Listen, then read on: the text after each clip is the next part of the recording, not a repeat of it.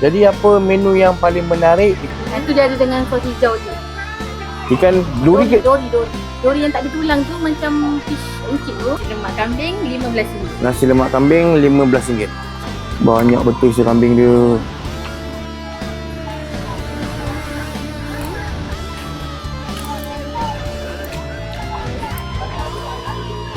Ni apa? Ni ketupat kambing. Ketupat kambing berapa harga dia? Ni RM18. RM18. Syak dia go slow.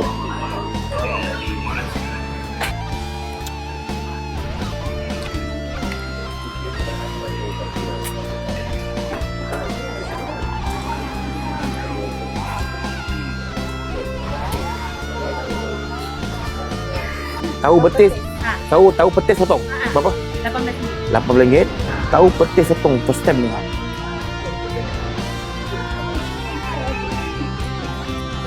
Daging bakar berapa? RM10.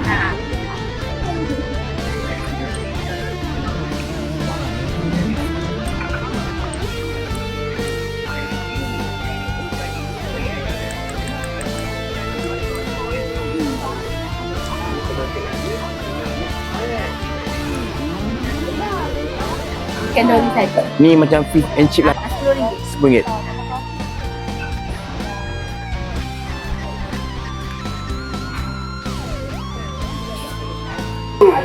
Akak tak ambil duit, saya tak buat video.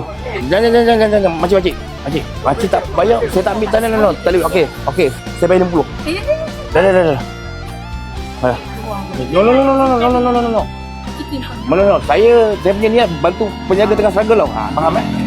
Nah. Kau macam murah rezeki tau. Amin. Ini yang datang ramai bulan tadi. Bawa. Ada orang mengikut ni. Terima kasih thank you, terima kasih. Selama kafe.